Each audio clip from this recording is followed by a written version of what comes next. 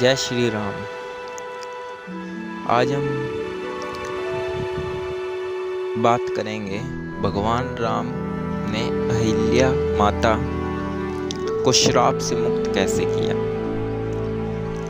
देखिए, माता अहिल्या गौतम ऋषि की पत्नी थी,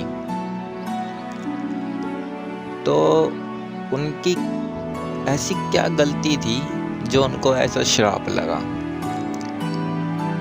तो एक बार गौतम ऋषि बाहर गए थे, लेकिन अहिल्या बड़ी सुंदर थी कि स्वर्ग की अप्सराएं भी उनके सामने तनिक मात्र नहीं थी। इसलिए देवराज इंद्र उन पर मोहित हो गए और ऋषि गौतम का रूप धारण करके उनके आश्रम में आ गए। अब जब अहिल्याबाई और देवराज इंद्र आश्रम में थे, तब गौतम ऋषि बाहर गए हुए थे, और जब वे आए तो उन्होंने अपनी तपस्या से वहां क्या हुआ था ये सब जान लिया और अपनी पत्नी अहिल्या को एक पत्थर बनने का श्राप दे दिया। तो माता अहिल्या पत्थर शिला बन गई। अब वहाँ कोई भी नहीं आता था उस आश्रम में, हजारों सालों तक कोई भी नहीं आया उस आश्रम में।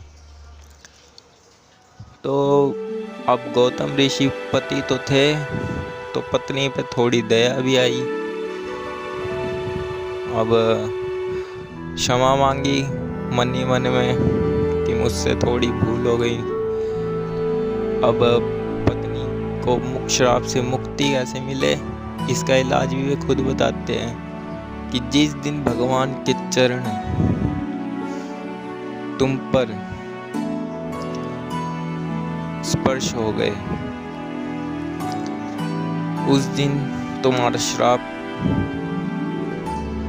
खंडित हो जाएगा और तुम श्राप से मुक्त हो जाओगे।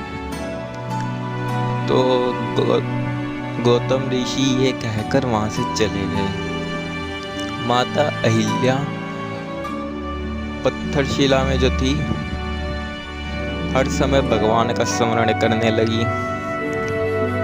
फिर भगवान